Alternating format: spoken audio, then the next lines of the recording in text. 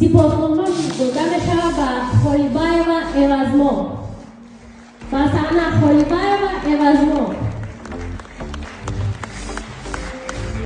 و دوستان عزیز حکیم و زلفیه شخصی که همین چهاربینی را تشکیل کردن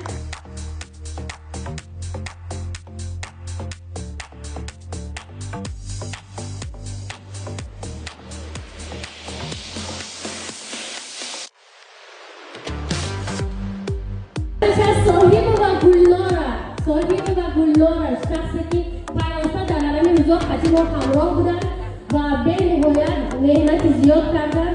سلامت باشه.